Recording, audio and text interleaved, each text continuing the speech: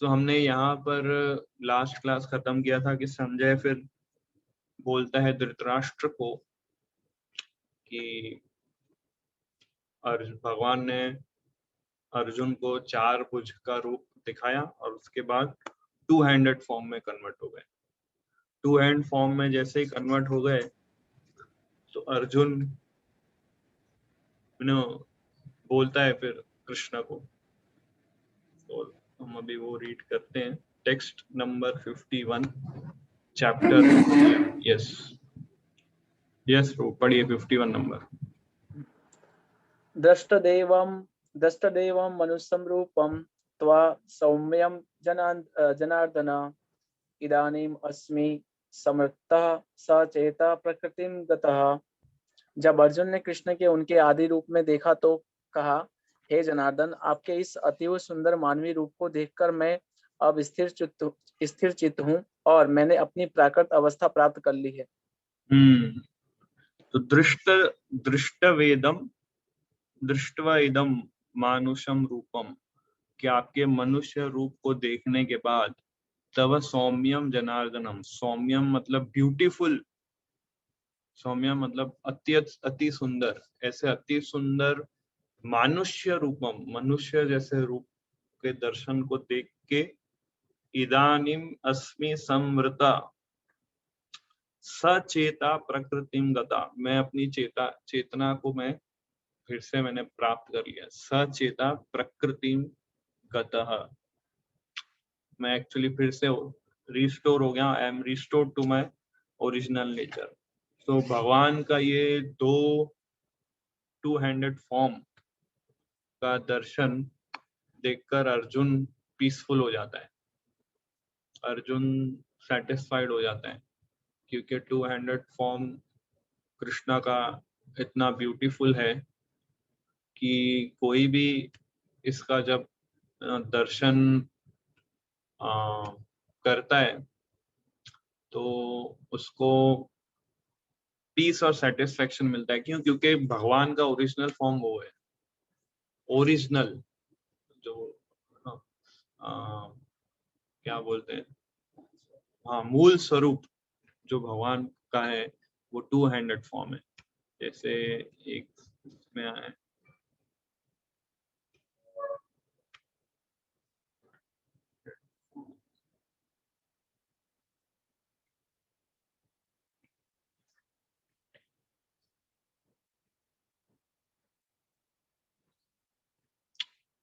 मैं आपको एक पिक्चर दिखाता हूँ। तो ये टेक्स्ट 51 का चार्ट है। हम अगर देखेंगे तो भगवान कैसे 4 हैंड फॉर्म से 2 हैंड फॉर्म में आ जाते हैं, है ना। पिक्चर डिस्क्रिप्शन में तो अर्जुन को थोड़ा पीसफुल लगता है, अर्जुन थोड़ा सेटिस्फाइड हो जाता है। तो इसलिए कृष्णा को हम ऑर्डिनरी ह्यूमन बीइंग काउंट नहीं कर सकते। कृष्णा को हम ऑर्डिनरी ह्यूमन बीइंग काउंट नहीं कर सकते। पहले विराट रूप दिखाया, फिर 4 हैंडेड फॉर्म दिखाया, फिर 2 हैंडेड फॉर्म में आ गए। तो इट इज, प्रभुपाद लिखते हैं परपोर्ट में, it is very clear in stated Bhagavad Gita that one who thinks that Krishna is ordinary person and who misguides the reader by claiming that it is him by within Krishna is doing the greatest injustice. Yes, तो purport में ये highlight किया मैंने, पढ़िए ये point. अतः भगवत गीता में यह स्पष्ट उल्लेख है कि जो कृष्ण को सामान्य व्यक्ति मानता है और पाठक को यह कहकर भ्रांत करता है कि कृष्ण के भीतर का निर्विशेष ब्रह्म बोल रहा है, वह सबसे बड़ा अन्याय करता है। कृष्ण ने सचमुच अपने विश्व रूप को तथा चतुर्भुज विष्णु रूप को प्रदर्शित किया, तो फिर वे किस तरह सामान्य पुरुष हो सकते हैं? किस तरह? तो इसलिए हम डिवोटीज, है ना, कई बार हम एज अ डिवोटीज भी कृष्णा पे डाउट करते हैं, कृष्णा भगवान कैसे हो सकते हैं। क्यों मैं बोल रहा हूँ हम डिवोटीज? क्योंकि हमारे से भी एलिवेटेड लोग जो देवी देवता हैं, वो लोग भी बेविल्डर्ड हो जाते हैं, वो लोग भी कंफ्यूज हो जाते हैं। तो फॉर एग्जाम्पल, जब मैं शुरू में जुड़ा था कृष्णा भक्ति में, तो मेरे मन में ये डाउट जा ही नहीं रहा था कि कृष्णा भगवान कैसे हो सकते हैं। वो डाउट की वजह से मैं प्रोग्रेस नहीं कर पा रहा था, और मेरे माइंड में ये रहता था कि कृष्णा ने भगवत गीता बोली होगी या नहीं, कृष्णा वृंदावन में एग्जिस्ट करते थे कि नहीं, और अगर एग्जिस्ट करते हैं तो इतने सारे डीमंस को कैसे उन्होंने मारा और गोवर्धन पर्वत कैसे उठाया। बिकॉज लॉजिकल माइंड हमको स्पिरिचुअल एस्पेक्ट्स को एक्सेप्ट करने नहीं देता है।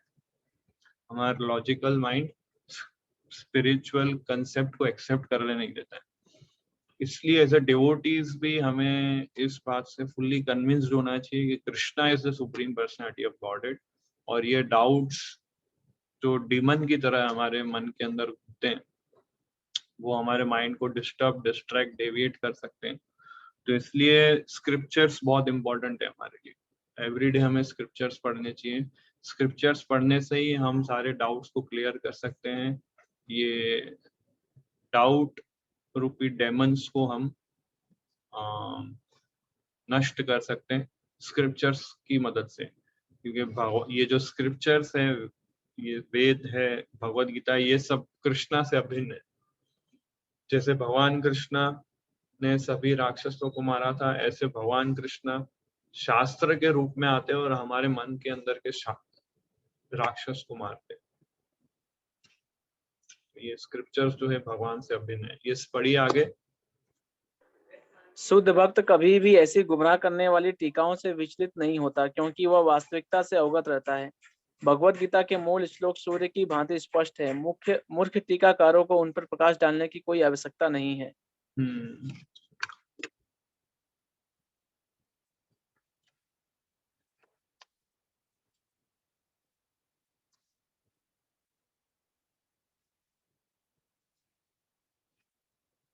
तो भगवत गीता के मूल श्लोक सूर्य के समान है, और जो मूर्ख टीकाकार होते हैं वो क्या करते हैं, जैसे सूर्य को आप मोमबत्ती दिखाओ तो कुछ वैल्यू है मोमबत्ती की, मोमबत्ती को दिखा के हम सूर्य को दिखा रहे हैं। एक्चुअली सूर्य में इतना तेज तेज है कि मोमबत्ती की कोई वैल्यू नहीं है सूरज के सामने। मोमबत्ती की वैल्यू तब है जब अंधेरा है। तो ये कलयुग जो है घोर अंधकार की तरह है, और उस अंधकार में ये जो टीकाकार लोग हैं वो लोग मोमबत्ती की तरह लेके घूमते हैं, तो सब लोग को लगता है कितनी अच्छी कमेंट्री लेके इधर। जैसे अंधेरे में जब मोमबत्ती लेके जाओ तो मोमबत्ती सब अट्रैक्ट हो जाते हैं, पर जैसे ही सूर्य उगता है तो सब मोमबत्ती की वैल्यू खत्म हो जाती है। ऐसे जब ओरिजिनल भगवत गीता की कमेंट्री जब आचार्य लोग पब्लिश करते हैं, डिस्ट्रीब्यूट करते हैं, तो सूर्य के समान होता है और बाकी कमेंट्री सब फीकी पड़ जाती है उसके सामने। जब ये ओरिजिनल, जब भगवत गीता लोगों के हाथ में आएगी और वो पढ़ेंगे इसे, तभी वो एक्चुअली में कृष्णा को समझ पाएंगे। और अभी दूसरे लोगों की कमेंट्रीज को लोग क्यों एक्सेप्ट कर रहे हैं ज्यादा, क्योंकि बहुत जगह पर अज्ञानता का अंधकार है, और ऐसे कमेंटेटर्स लोग जो मायावादी टाइप के हैं या जो अभक्त हैं, वो लोग मोमबत्ती का कार्य कर रहे हैं अभी। और ये भगवत गीता जो गुरु शिष्य परंपरा से आ रही है वे सूर्य के समान है, तो इसको प्रकाशित करना चाहिए। फिर अगले श्लोक में भगवान बोलते हैं अर्जुन को, पढ़िए। श्री भगवान उवाच सुदुर्दशम इदं रूपम दृष्ट्वा नसीयान मम देव अप्य अस्य रूपस्य नित्यं दर्शनाकांक्षिणा।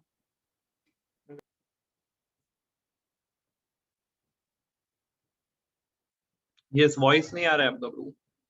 भगवान सॉरी प्रभु जी। श्री भगवान ने कहा, हे अर्जुन, तुम मेरे जिस रूप को इस समय देख रहे हो उसे देख पाना अत्यंत दुष्कर है। यहाँ तक कि देवता भी इस अत्यंत प्रिय रूप को देखने की ताक में रहते हैं। तो ये 2-हैंडेड फॉर्म बहुत ही दुष्कर है, बहुत ही डिफिकल्ट है इस फॉर्म को देखना। एक्चुअली अर्जुन तो एकदम इजीली इस फॉर्म के साथ ही रह रहा था, इस फॉर्म के साथ ही सभी लीला कर रहा था। अर्जुन के लिए तो एकदम सुलभ था ये रूप भगवान का। बट एक्चुअली में अभी भगवान ये श्लोक में बोल रहे हैं कि ये रूप जिसे तुम अभी देख रहे हो ये बहुत बहुत डिफिकल्ट है देखना, और देवता लोग भी वेट कर रहे हैं कि उन्हें भी कब इस फॉर्म का दर्शन होगा। तो ये 200 फॉर्म अगेन बहुत इम्पोर्टेंट फॉर्म है और बहुत ही ऑस्पिशियस फॉर्म है ये 2 भुजा रूप। इसलिए प्रभुपाद ने एक जगह भगवत गीता के परपोर्ट में लिखते हैं कि हमें केवल अपना ध्यान भगवान कृष्ण जो 2 हाथ में जिसने मुरली ली है और सर पे मोर मुकुट है उसी का ही ध्यान करना चाहिए। कृष्णा के और अवतारों का भी ध्यान नहीं करना चाहिए, क्योंकि सारे अवतार उस 200 फॉर्म कृष्णा से निकले हैं। तो ये 200 form is the original form. और आगे भगवान बोलते हैं कि ये जो अवतार है, ये जो फॉर्म है मेरा 200 फॉर्म, वो केवल शुद्ध भक्ति से ही हम देख सकते हैं और कोई दूसरा वे नहीं है। केवल शुद्ध भक्ति से ही हम ये भगवान के 200 फॉर्म का दर्शन कर सकते हैं।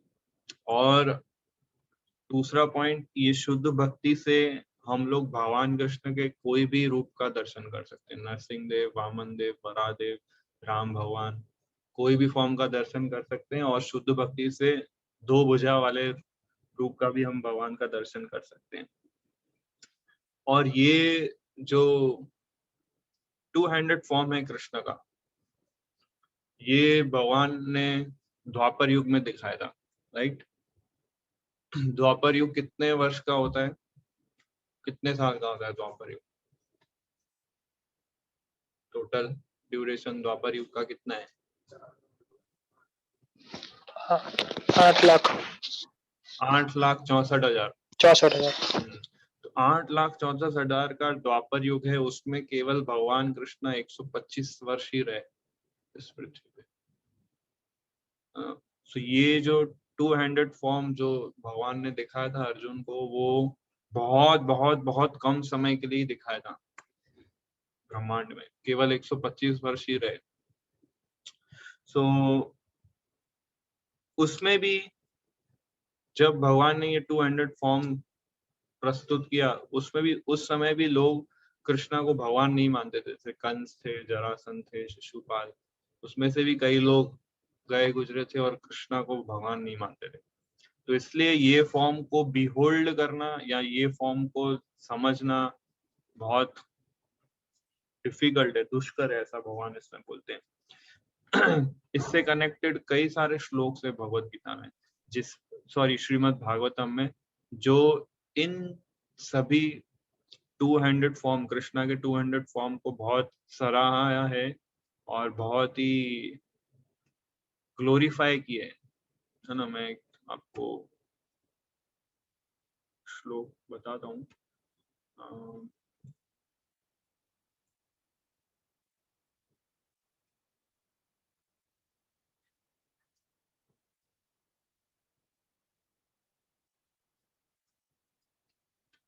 ये श्लोक है द्वारका का, जब भगवान कृष्ण द्वारका में एंट्री करते 200 फॉर्म लेके। तो क्या होता है कि जितने भी द्वारका में जो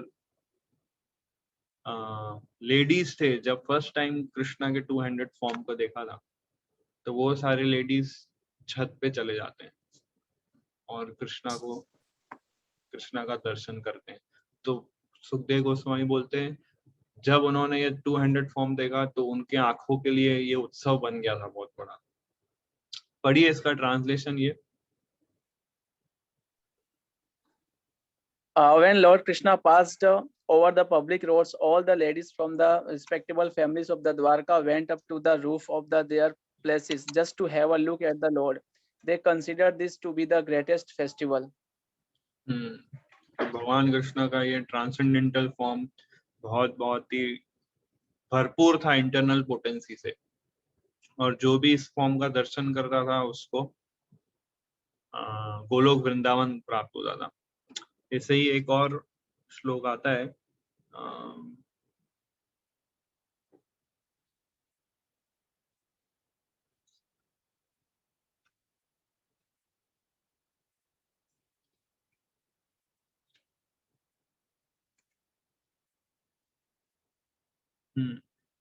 yes,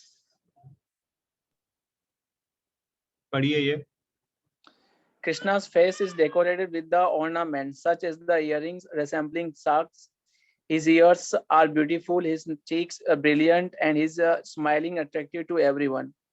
Whoever sees Lord Krishna sees a festival. His face and body are fully satisfying for everyone to see. But the devotees are angry at the Creator for the disturbance caused by the momentary blinking of their eyes. तो यहाँ पे क्या बोल रहे हैं कि भगवान कृष्ण जब वृंदावन में रहते थे तो सभी ब्रजवासी जो भी वृंदावन वासी थे वो सब भगवान के रूप का दर्शन करना चाहते थे और कॉन्स्टेंटली उनके रूप को वो देखते रहते थे, निहारते थे उनको। तो जो ब्रजवासी थे, स्पेशली जो गोपियां थी, उन लोगों को बहुत क्रोध आता था। क्यों क्रोध आता था? क्योंकि किस पे क्रोध आता? सबसे पहले ब्रह्मा जी के ऊपर क्रोध आता था। क्यों? क्योंकि जब वो कृष्ण का दर्शन करते थे तो उनकी आंखें की जो पलकें वो झपकती थी, ब्लिंक होती है ना, तो बोले ये आंखें ऐसे बनाए कि ब्लिंक होती है तो वो ब्लिंक के समय हम दर्शन नहीं कर पाते माइक्रो सेकंड के लिए। तो कैसी आंख बनाई है कि जो कृष्णा का दर्शन जिससे हम कर रहे हैं वो ब्लिंक हो रही है बार बार। तो क्रिएटर पे गुस्सा आता था उनको। तो इतना वो अटैच थे कृष्णा के फॉर्म से। और ना जो गोपियां जो है टॉप मोस्ट डिवोटीज है कृष्णा कॉन्शियसनेस के एपिटोम है। सो वो लोग किस पे गुस्सा कर रहे हैं? ब्रह्मा जी के ऊपर। ऐसी आंखें बनाई उसने कि कृष्णा का अच्छे से दर्शन भी नहीं कर पाते, उसको बार बार ब्लिंक होना पड़ता है, ब्लिंक करना पड़ता है। So the beauty of Krishna face was therefore more appreciated by the gopis than his friends the coward boys or even by Yashoda Mata who was also interested in decorating the face of। तो इतना प्रेम करते थे सभी gopis Krishna को। और ये to handed form again इतना attach थे गोपीज कि एक बार भगवान कृष्णा एक पास टाइम करते कि कृष्णा एक बार ऐसे ही वृंदावन के ग्रूव्स में थे, जैसे आप मेरे बैकग्राउंड में देख रहे हैं वृंदावन का ग्रूव्स। तो ऐसे ही एक जंगल में थे और अचानक वो 400 फॉर्म में अपने आप को बदल देते हैं, विष्णु फॉर्म में बदल देते हैं। तो सभी गोपियां ढूंढते ढूंढते कृष्णा को ढूंढते ढूंढते आ रही थी, तो ये 400 फॉर्म को देखा सभी गोपीस ने। तो वो सोचने लगे कृष्णा कहाँ चले गए। तो ये 400 फॉर्म से पूछने लगे कि कृष्णा को देखा आपने? हालांकि वो नारायण स्वरूप है, विष्णु है, और उनसे पूछ रहे।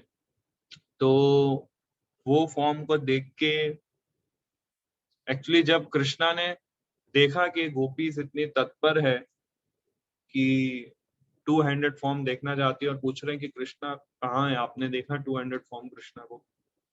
तो वो अपने आप एक्सटेसी में आ जाते कृष्णा इतने कि उनके 4 हैंड में से 2 हैंड जो है अपने आप गायब हो जाते हैं, अपने आप 2 हैंड में बदल जाते हैं और कृष्णा को भी पता नहीं चलता कि 2 हैंड में बदल गए। क्योंकि उनके डिवोशनल सर्विस को देख के भगवान भी इतने एक्सटेसी में आ गए कि वो जिन्होंने जानबूझ के जिन्होंने चतुर्भुज में हुआ था अपने आप 2 भुजाओं में कन्वर्ट हो जाते।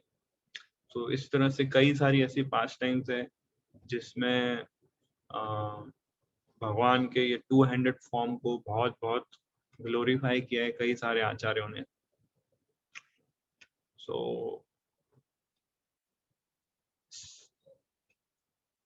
और परपोर्ट में थिंक यस पढ़िए ये हाईलाइट। निरंतर कृष्ण भावनामृत से तथा कृष्ण की भक्ति से आध्यात्मिक आंखें खुल जाती है और वह कृष्ण को प्रकट रूप में देख सकता है। ऐसा प्रागट्य देवताओं तक के लिए दुर्लभ है, अतः वे भी उन्हें नहीं समझ पाते और उनके द्विभुज रूप के दर्शन की ताक में रहते हैं। तो कृष्णा कॉन्शियस बनने से हमारी आध्यात्मिक आंखें खुल जाती है और कृष्णा का दर्शन हम कर सकते हैं। यस, नेक्स्ट श्लोक 53 नंबर, जिसमें कृष्णा बोलते हैं कि कितना दुर्लभ है ये 200 फॉर्म। पढ़िए 53। ना हम वेदेर न तपस्सा न दाने न चेज्जया शक्या एवं विधो दृष्टवान असीमाम यथा। तुम अपने दिव्य नेत्रों से जिस रूप का दर्शन कर रहे हो उसे ना तो वेदाध्ययन से, न कठिन तपस्या से, न दान से, न पूजा से ही जाना जा सकता है। कोई इन साधनों के द्वारा मुझे मेरे रूप में नहीं देख सकता। ऐसा ही कुछ लोग हमने पहले पढ़ा था, आपको अगर याद हो तो, इसी अध्याय में, कि न तपस्या से, न दान से, और क्या है, न वेद अध्ययन से हम इस फॉर्म को देख सकते हैं। तो ये 200 फॉर्म उससे भी डिफिकल्ट है देखना। इसका मतलब जो चैप्टर 1 to 6 हम कवर करके आए भगवत गीता के अंदर, वो नॉलेज से भी हम कृष्णा के 200 फॉर्म को नहीं देख सकते,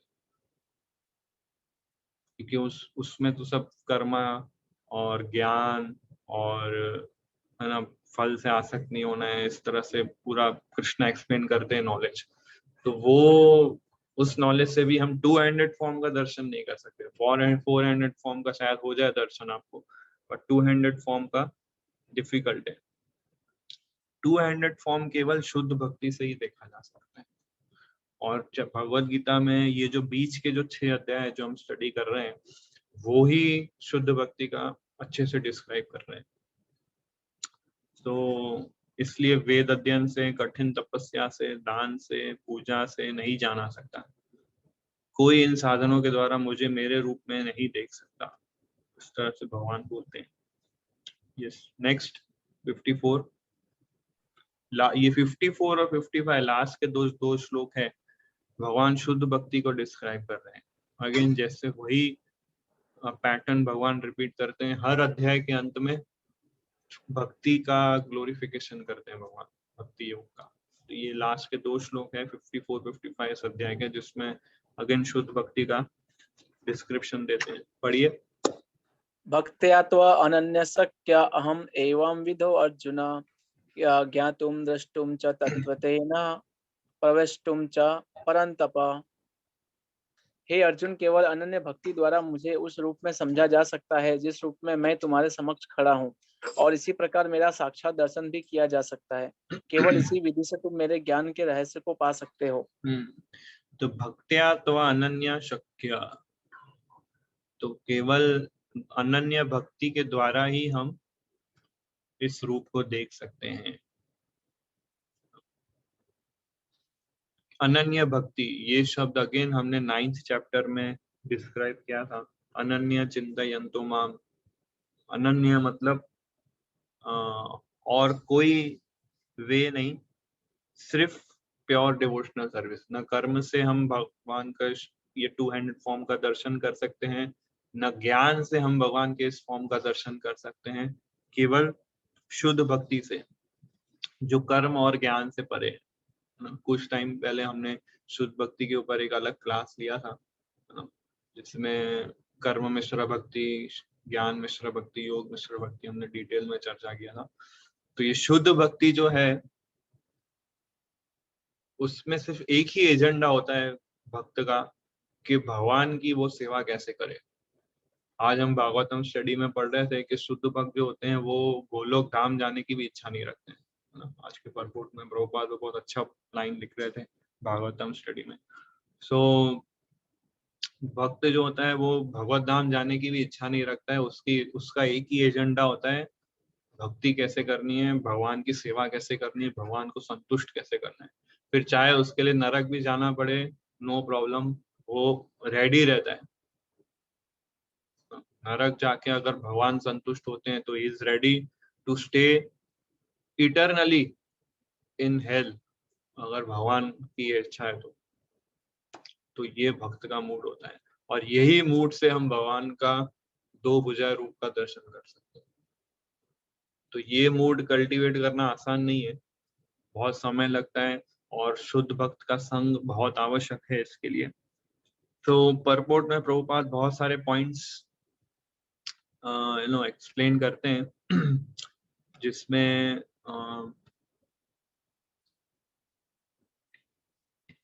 यस 54 के परपोर्ट में मेनली प्रभुपाद एक्सप्लेन करते हैं कि 400 फॉर्म और 200 फॉर्म को समझना डिफिकल्ट है। क्यों डिफिकल्ट है? क्योंकि हम मेंटल स्पेकुलेशन से भगवान के फॉर्म को नहीं समझ सकते हैं, जो कि मैक्सिमम लोग इसी प्रोसेस को अब समझते हैं। और इसलिए प्रभुपाद एक बहुत अच्छा लाइन लिखते हैं, मैं हाईलाइट अभी आप लोग के साथ शेयर करूंगा, बट और भी पॉइंट इसमें लिखते हैं कि कौन इस 200 फॉर्म को किस तरह से समझा जा सकता है, जब हम आचार्यों के द्वारा दिए गए रूल्स एंड रेगुलेशंस को फॉलो करेंगे। 4 रेगुलेटिव प्रिंसिपल्स फॉलो करना, भक्तों का संग करना, फिर तपस्या करना। कौन सी तपस्या? जो पहले के श्लोक में जो बोला कि तपस्या से नहीं, दान से नहीं, वेद अध्ययन से नहीं समझा सकता है, बट हमारे आचार्यों ने बोला नहीं, तपस्या करनी है। तो कौन सी तपस्या करनी है?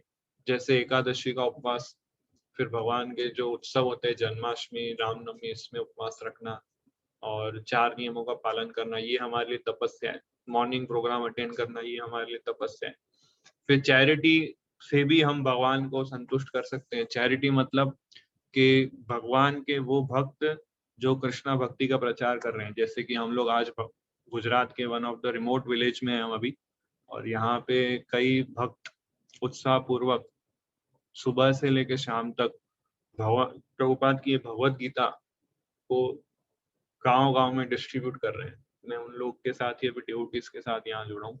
सो यहाँ पे उन लोग का काफी सॉलिड एंथुजियाज्म है भगवत गीता के इस मैसेज को स्प्रेड करने का। तो वो उत्साह को एक्चुअली देखने में आया हूँ। एक्चुअली मैंने इन डिवोटीज से रिक्वेस्ट किया था कि मुझे भी आप लोग के साथ ज्वाइन करना है, देखना है किस तरह से आप बुक डिस्ट्रीब्यूशन करते हैं। तो ये बिगेस्ट चैरिटी है, लोगों को ये भगवत गीता के नॉलेज को डिस्ट्रीब्यूट करना, उनको ये नॉलेज ना, इज द बिगेस्ट चैरिटी। और दूसरी चैरिटी है कि जो डिवोटीज को मॉनेटरी कंट्रीब्यूशन देते हैं, जो इस तरह के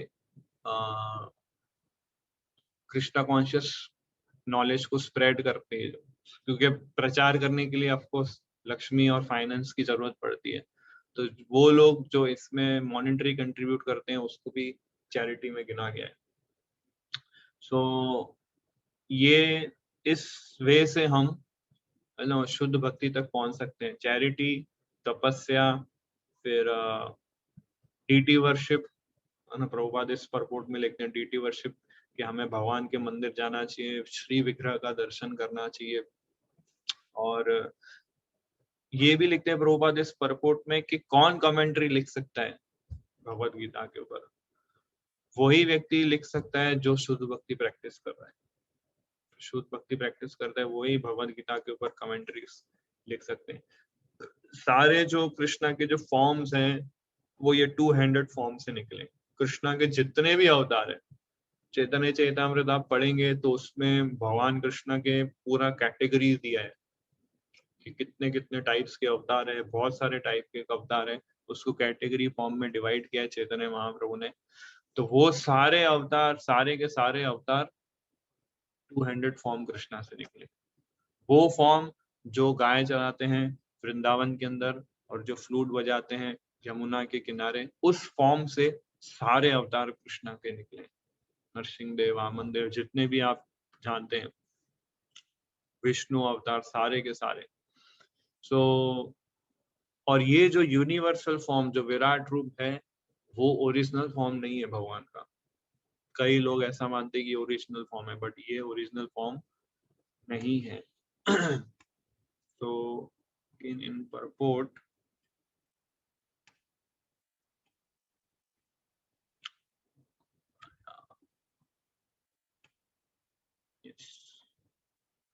यस पढ़िए, ये वेरी इंपॉर्टेंट लाइन है। जो व्यक्ति प्रामाणिक गुरु से मार्गदर्शन प्राप्त नहीं करता, उसके लिए कृष्ण को समझने का शुभारंभ कर पाना भी कठिन है। यहाँ पर तू शब्द का प्रयोग विशेष रूप से यह सूचित करने के लिए हुआ है कि कोई अन्य विधि ना तो बताई जा सकती है, ना प्रयुक्त की जा सकती है, ना ही कृष्ण को समझने में सफल हो सकती है। यस, तो जो प्रामाणिक गुरु की शरण नहीं लेता है, जो प्रामाणिक गुरु से दीक्षा नहीं लेता है, वो कभी भी ये कृष्णा को समझ नहीं सकता। कृष्णा के फॉर्म, कृष्णा की 5 टाइम्स, कृष्णा की क्वालिटीज को नहीं समझ सकता। उसको गुरु की कृपा की आवश्यकता रहेगी। या सो यस, पढ़िए ये।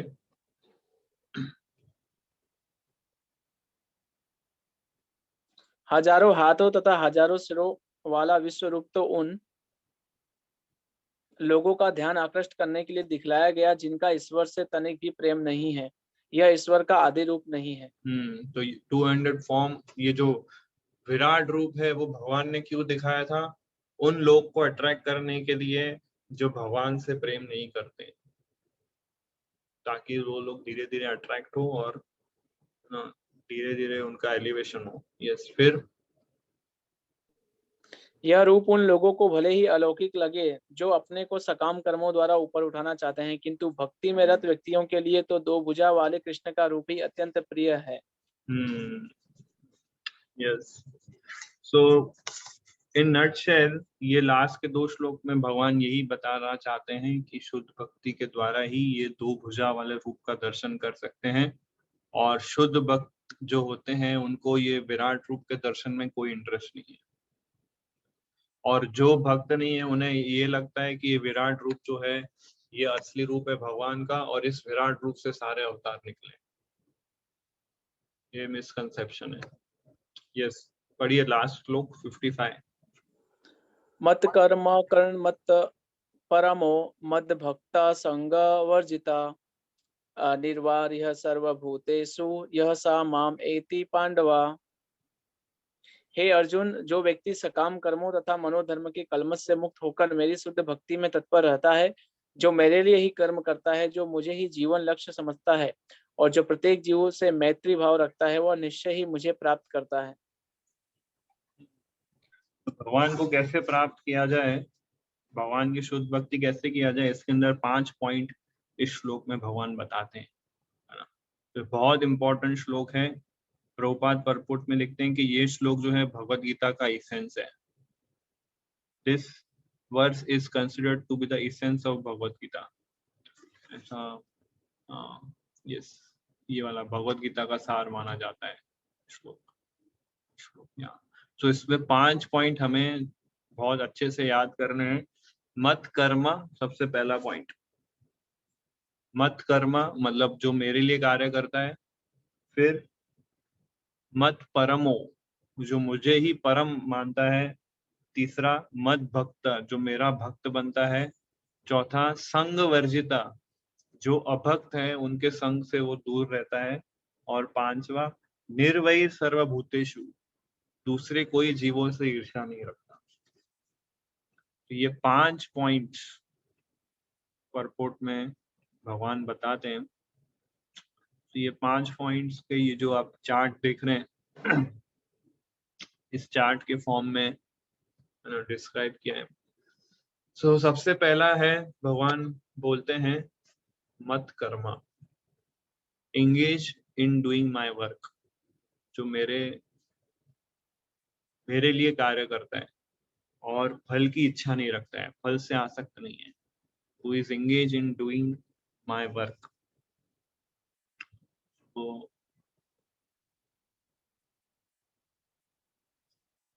मत कर्मा, जैसे कि फॉर एग्जांपल अगर कोई बिजनेसमैन है, प्रभुपाद परपोर्ट में ये एग्जांपल लेते हैं, जैसे कोई बिजनेसमैन है वो भगवान को डोनेशन देता है उनके मंदिर की स्थापना करने के लिए, मंदिर कंस्ट्रक्ट करने के लिए, दैट इज मत Karma, is working for me. या कोई गरीब आदमी है वो अगर मंदिर जाके भगवान के मंदिर की सफाई करता है, वो भी मत कर्म में आता है। तो प्रभुपाद 2 एग्जाम्पल बताते हैं, एक अमीर व्यक्ति और एक गरीब व्यक्ति, दोनों मत कर्म कैसे हो सकते हैं। भगवान का जो प्रचार कर रहे हैं, भगवत गीता का संदेश जो स्प्रेड करता है, लोगों को एक्सप्लेन करता है, that also is included in मत कर्मा। सो मत कर्मा, उसके बाद भगवान बोलते हैं मत परमो, जो मुझे सुप्रीम मानता है, makes me the supreme goal of life.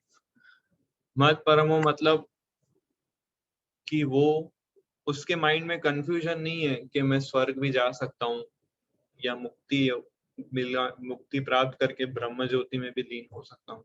ये सारे डाउट्स उसको डिस्टर्ब नहीं करते हैं। उसका गोल क्लियर है कि भगवान के धाम जाना है और वो मेरा अल्टीमेट गोल है। सो उसको पूरा ज्ञान है इस चीज का, इसलिए मत परमो इज द, वो मुझे ही सुप्रीम गोल बनाता है।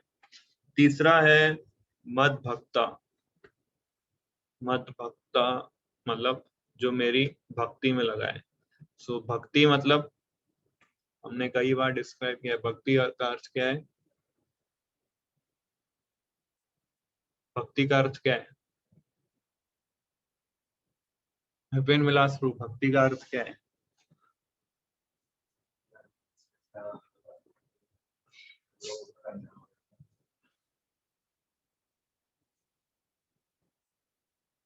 सिंध प्रभु, भक्ति किसको बोलेंगे?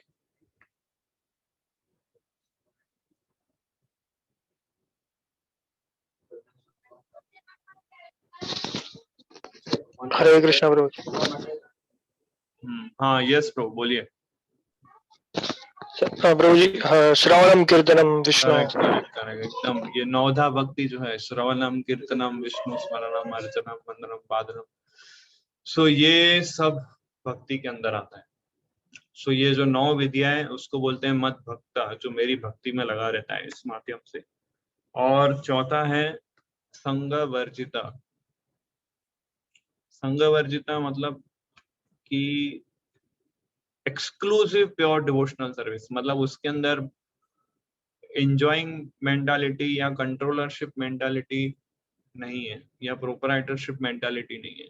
सिर्फ और सिर्फ भगवान की प्रसन्नता के लिए वो कार्य करते हैं। अगर वो बुक डिस्ट्रीब्यूशन करते हैं तो भगवान को प्रसन्न करने के लिए करते हैं, वो कीर्तन करते हैं तो भगवान को प्रसन्न करने के लिए करते हैं, प्रसाद ग्रहण कर रहा है वो भी भगवान को प्रसन्न करने के लिए करते हैं, भगवान का श्रृंगार कर रहा है वो भी भगवान को प्रसन्न करने के लिए करता है। वो ये नहीं सोचता है कि मैंने भगवान का श्रृंगार किया है तो सब लोग देखो मैंने कितना अच्छा श्रृंगार किया तो सब मेरे को बोलने चाहिए, अप्रिशिएट करने चाहिए।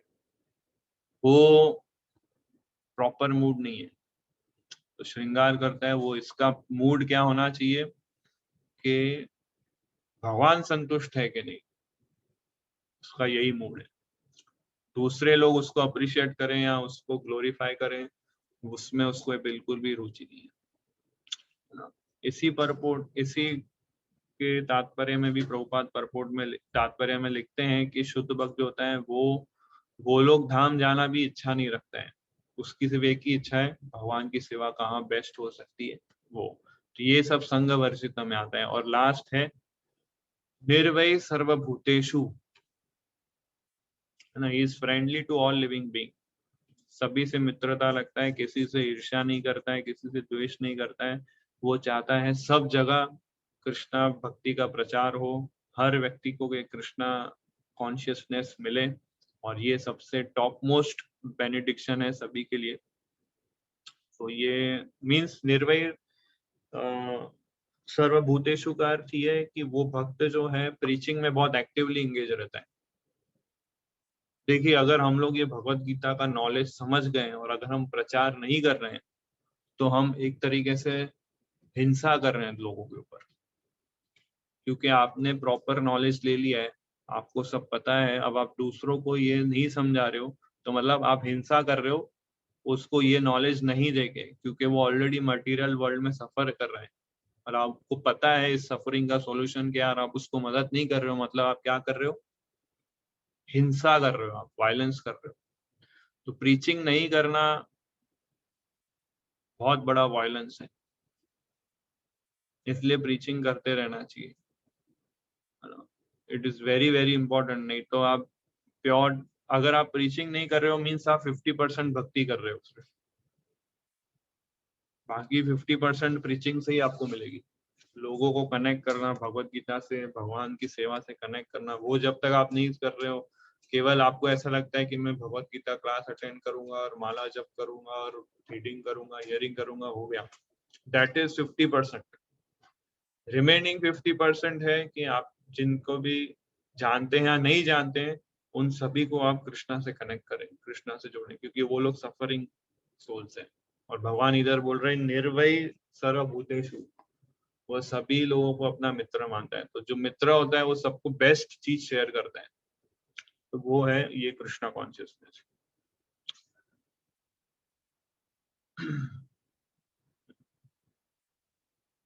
तो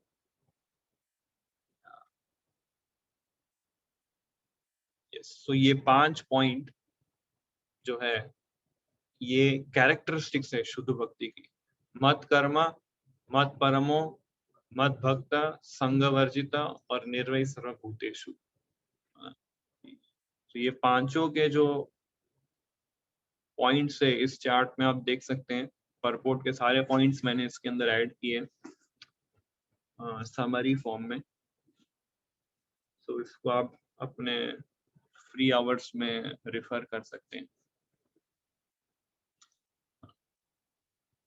और ये श्रवणम कीर्तनम हर एक का एक जो नवधा भक्ति है वो उसका मीनिंग और उसका एग्जाम्पल। जैसे परीक्षित महाराज जो थे वो श्रवणम के सबसे बेस्ट उदाहरण है। सुखदेव गोस्वामी कीर्तन के सबसे बेस्ट उदाहरण है। प्रहलाद महाराज रिमेम्बरिंग है। लक्ष्मी देवी, पृथु महाराज, ये भी एक चार्ट बहुत सुंदर रूप से इसमें डिस्क्राइब किया है। या सो परपोर्ट काफी लंबा है इसका। आइडियली हमें लाइन टू लाइन परपोर्ट पढ़ना चाहिए, पर काफी हमारे पास क्योंकि समय कम है तो आप इसको परपोर्ट को अपने टाइम पे रेफर कर सकते हैं। पढ़िए हाईलाइट। शुद्ध भक्त तो मोक्ष की भी कामना नहीं करता, वह सर्वोच्च लोक गोलोक वृंदावन भी नहीं जाना चाहता। उसका एकमात्र उद्देश्य कृष्ण की सेवा करना है, चाहे वह जहाँ भी रहे। सेम लाइन हमने आज सुबह के परपोर्ट में पढ़ी थी भागवतम में, और इसी परपोर्ट में भी प्रभुपाद रेफर करते हैं। या सो ये पूरा इसमें समरी समझाते हैं 5 पॉइंट का। इसमें लास्ट निर्वैर मम काफी अच्छा लिखते हैं प्रभुपाद। इसका एक लास्ट पैराग्राफ हम वो पढ़ते हैं और फिर इसको एंड करते हैं। पढ़िए, ये ध्यान से आप सुनिएगा सभी लोग। ये परपोर्ट का ये पैराग्राफ बहुत ही अच्छा लिखा है प्रभुपाद ने। यस, पढ़िए यहाँ से। कृष्ण भक्त प्रत्येक से मैत्री भाव रखता है, इसलिए यहाँ उसे निर्वैर कहा गया है, अर्थात उसका कोई शत्रु नहीं होता। यह कैसे संभव है? कृष्ण भावनामृत में स्थित भक्त जानता है कि कृष्ण की भक्ति ही मनुष्य को जीवन की समस्त समस्याओं से छुटकारा दिला सकती है। उसे इसका व्यक्तिगत अनुभव रहता है। फलता हुआ इस प्रणाली को, कृष्ण भावनामृत को मानव समाज में प्रचारित करना चाहता है। भगवत भक्तों का इतिहास साक्षी है कि ईश्वर चेतना का प्रचार करने में कई बार भक्तों को अपने जीवन को संकट में डालना पड़ा। सबसे उपयुक्त उदाहरण जीसस क्राइस्ट का है। उन्हें अभक्तों ने सूली पर चढ़ा दिया, किंतु उन्होंने अपना जीवन कृष्ण भावनामृत के प्रसार में उत्सर्ग किया। तो प्रभुपाद जीसस क्राइस्ट का एग्जांपल देते हैं भगवत गीता के अंदर। यस, आगे भी एग्जांपल एक और देते हैं। निसंदेह यह कहना कि वे मारे गए ठीक नहीं है। इसी प्रकार भारत में भी अनेक उदाहरण है। यथा प्रहलाद महाराज तथा ठाकुर हरिदास। ऐसा संकट उन्होंने क्यों उठाया? क्योंकि वे कृष्ण भावनामृत का प्रसार करना चाहते थे, और यह कठिन कार्य है। कृष्ण भावना भावित व्यक्ति जानता है कि मनुष्य कृष्ण के साथ अपने संबंध को भूलने के कारण ही कष्ट भोग रहा है। अतः मानव समाज की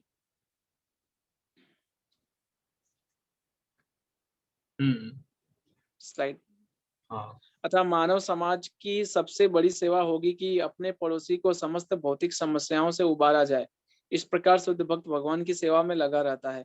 तभी हम समझ सकते हैं कि कृष्ण उन लोगों पर कितने कृपालु हैं जो उनकी सेवा में लगे रहकर उनके लिए सभी प्रकार के कष्ट सहते हैं। अतः यह निश्चित है कि ऐसे लोग इस शरीर को छोड़ने के बाद परम धाम को प्राप्त होते हैं। तो इसलिए प्रीचिंग बहुत इम्पोर्टेंट है। सारांश यह है कि बस यस, तो इसलिए प्रीचिंग बहुत इम्पोर्टेंट है हम डिवोटीज के लिए। तो इसलिए हमें उन भक्तों का भी संग करना चाहिए जो उत्साह पूर्वक भगवान का प्रचार कर रहे हैं। और इसलिए मैंने इन डिवोटीज को ज्वाइन किया है, ताकि उनका संग मिलेगा तो मुझे भी और उत्साह मिलेगा कि how to preach more vigorously, more actively भगवान के संदेश के प्रचार के लिए। सो कमेंट्री में एक हमारे आचार्य लिखते हैं कि भक्ति जो है शुद्ध 3 गुणों से परे है और कर्म और ज्ञान से परे है। और ये भी लिखते हैं कि अगर कुछ लोग हमारी ईर्ष्या करते हैं, अगर जैसे हम डिवोटीज हैं, अगर कुछ लोग हमारी ईर्ष्या करते हैं तो उनसे भी हमें क्रोध नहीं करना चाहिए। क्यों? क्योंकि वो व्यक्ति अपने कर्मों के द्वारा उसको ऐसी चेतना मिली है। तो अगर हम उससे ईर्ष्या करेंगे तो हम उसके कर्म बंधन में फंस जाएंगे। तो इसलिए भक्त जो होता है उसको ये बिल्कुल चिंता नहीं रहती कि कौन उसकी ईर्ष्या कर रहा है या कौन उसका शत्रु है। वो तो सबको समान दृष्टि से ही, सर्वभूतेषु निर्वयी सर्वभूतेषु, वो तो सबको अपना मित्र ही गिनता है। पर कुछ लोग होंगे जो उस भक्त को अपना मित्र नहीं गिनेंगे पर उसको शत्रु मानेंगे। तो ऐसे लोगों से वो भक्त जो है वो डिस्टर्ब नहीं होता है। तो इस तरह से ये चैप्टर एंड होता है शुद्ध भक्ति के साथ, जो लास्ट पॉइंट भगवान इस अध्याय में बताते हैं अर्जुन को।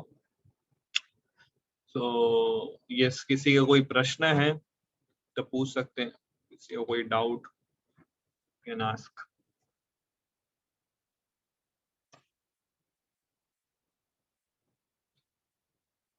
यस, खुशबू माता जी को प्रश्न है, पूछ सकते हैं। प्रभु जी, हम पर कोई हमारी कोई इंसल्ट करता है तो हमें उसको सह लेना चाहिए, वो तो ठीक है। लेकिन अगर कोई दूसरे भक्त की या भगवान की इंसल्ट करता है तो हम दिखाते नहीं है एक्सटर्नली, लेकिन इंटरनली हमें बहुत गुस्सा आता है, तो वो करना चाहिए, वो ठीक है? अगर कोई हमारी इंसल्ट करे तो हमें सहन कर लेना चाहिए, वो एकदम सही पॉइंट है। पर अगर भगवान की या दूसरे भक्तों की कोई इंसल्ट करे तो वो हमें टॉलरेट नहीं करना चाहिए, क्योंकि अगर हम वो सुनेंगे और वो टॉलरेट करेंगे तो हमें ऑफेंस लगेगा उसका। इसलिए 3 सॉल्यूशन बताएं अगर ऐसी सिचुएशन हो कि कोई भक्त का या भगवान का अपराध कर रहा है, निंदा कर रहा है, तो हमें 3 ऑप्शन दिए, 3 में से जो बेस्ट है वो हमें सिलेक्ट करना चाहिए। पहला ऑप्शन कि अगर वो निंदा कर रहा है तो उसके साथ डिबेट करके उसको हरा दो, ये पहला ऑप्शन। दूसरा, अगर आपके पास इतना नॉलेज नहीं है कि उसको डिबेट करके हरा दो, तो वो स्थान छोड़ दो तुरंत। एक पॉइंट भी उसका सुनना नहीं, आप सुनोगे तो आपको अपराध लगेगा। और अगर आप ऐसी सिचुएशन में हो कि आप उसको हरा भी नहीं सकते और उसको उसको हरा भी नहीं सकते और वहां से आप जा भी नहीं सकते, तो सुसाइड। ये तीसरा हमारे आचार्य बताते हैं। तीनों में सबसे बेस्ट क्या है बताइए? सेफ और बेस्ट क्या ऑप्शन है? फर्स्ट मतलब कौन सा? नहीं, सेफ और बेस्ट ऑप्शन है वो स्थान छोड़ देना, क्योंकि अगर वो कन्विंस नहीं हुआ तो फिर आपको अपराध लगेगा जो भी आपने उसका सुना। तो इसलिए जो भक्त होते हैं अननेसेसरी आर्ग्यूमेंट्स में पड़ते ही नहीं है, तुरंत वो स्थान छोड़ देते हैं। इसलिए कहीं भी आपको लगे भक्त की निंदा होने वाली है या भगवान की निंदा होने वाली है, वो स्थान हमें छोड़ देना चाहिए तुरंत। यस, बोल रहे थे हम?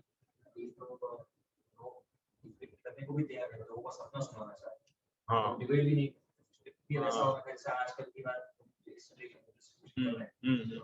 करने को भी तैयार नहीं होते। ऐसा नहीं कि मैं बोलता हूँ तुम सुनो, फिर तुम बोलो और मैं सुनता हूँ। हाँ, वो अपना बोलना है, अपना बोलना है, अपना डिबेट कर रहा है, कोई किसी की नहीं सुनता, बस सुनाता रहता है। यस यस, वो बहुत ज़्यादा डेंजरस है, ऐसा नहीं है, जो भी निकलता है। यस डिफिकल्ट टास्क है। यस, केवल प्रभु। प्रभु जी, मैं इन लोगों के क्वेश्चन को मैं कंटिन्यू करना चाहता हूँ, पर आपने और खुशबू माता ने कैसा बोला कि भाई खुद के इंसल्ट करता है तो सहन कर ले, पर चलो एक बार सहन कर ले, दूसरी बार सहन कर ले, वो रेगुलरली करता है सामने वाला कि भाई अपने को ग्रांटेड ले लेता है, तो फिर कैसे डील किया जाए उसको? मतलब अगर सामने वाले को अपने को लेसन सिखाना है कि भाई ये बंद कर दे अब तू, तो फिर कैसे डील किया जाए?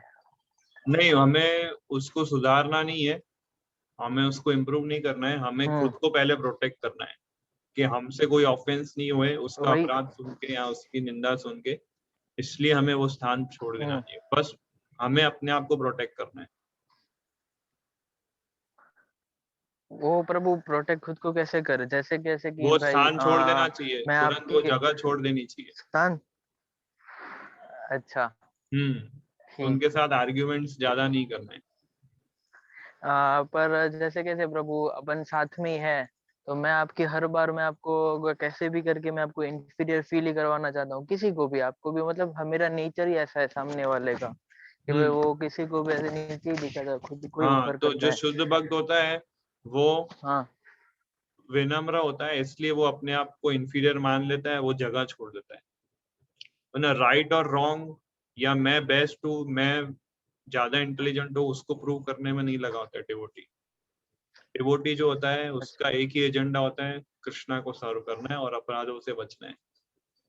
तो कई बार हमारे सामने सिचुएशन आती है, अगर मैं इसको सबक नहीं सिखाऊंगा ना, ये समझेगा नहीं। कई बार हमारे हाँ। अंदर ये ऐसा एटीट्यूड है, तो ये एटीट्यूड सही नहीं है अच्छा कि उसको समझाने के लिए भगवान बैठे हैं।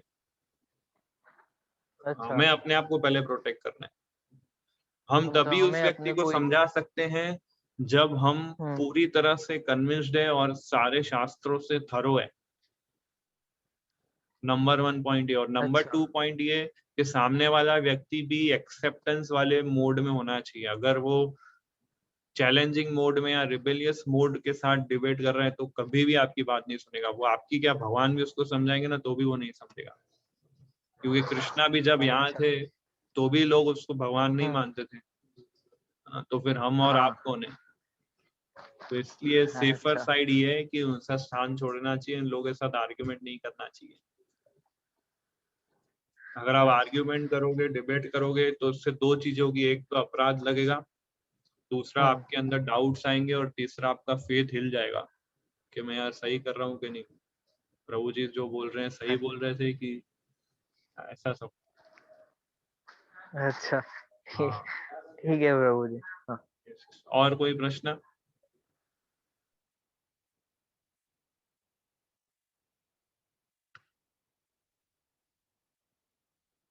हम्म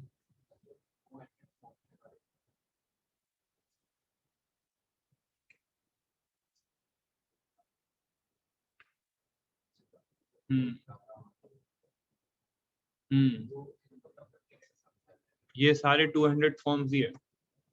भगवान के अनेक नाम हैं, जैसे गोविंद जी है, गोपीनाथ है, फिर और कौन से हैं, गिरिधारी है, श्याम सुंदर, फिर नंद नंदन, यशोदा नंदन, देवकी नंदन, और रास बिहारी। ये सारे 200 फॉर्म है जो वृंदावन के अंदर है।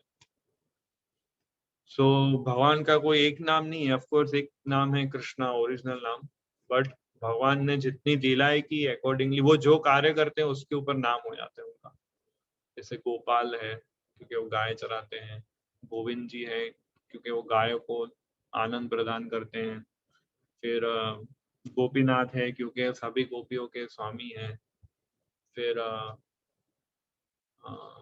गिरिधारी क्योंकि उन्होंने गोवर्धन उठाया, और कौन से नाम है, नंद नंदन, यशोदा नंदन क्योंकि नंद और यशोदा की प्रिय है। तो जो कार्य करते हैं वो उनका नाम हो जाता है। तो ये सब 200 फॉर्म है। पर कुछ नाम है जो 200 फॉर्म के नहीं है, 400 फॉर्म के हैं, जैसे ऋषिकेश, फिर नारायण, विष्णु, पद्मनाभ, और कौन से हैं?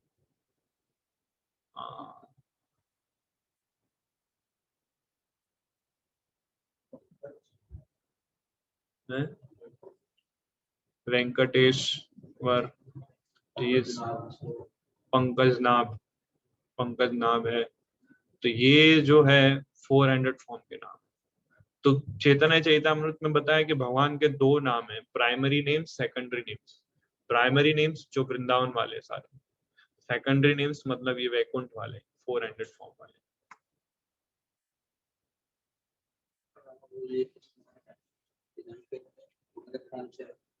गोविंद जी, गोपीनाथ जी, हाँ, गोविंद, गोपीनाथ और मदन मोहन। हाँ तो ये तीन के, हाँ वही कृष्ण है। यस, तो फिर एक संबंध का है, एक प्रयोजन का है, और एक अभिधेय का है। यस, तो फिर एक ही कृष्ण क्योंकि हर एक फॉर्म एक पर्टिकुलर स्पेशलिस्ट तो होता है ना, स्पेशलिस्ट है। जैसे कि गोपीनाथ जो है वो प्रयोजन के स्पेशलिस्ट है, और गोविंद जी है वो अभिधेय के सेवा के, और मदन मोहन जो है वो संबंध के स्पेशलिस्ट है। एक ही कृष्ण है, यस, एक ही कृष्ण है। हाँ, उसमें कोई डिफरेंस नहीं है, उस एक ही कृष्ण है, yes.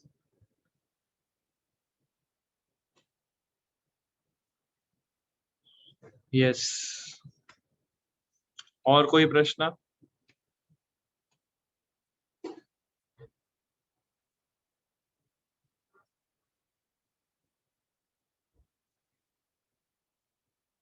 Okay, so thank you very much. यहाँ पर हम एंड करते हैं। हरे कृष्णा।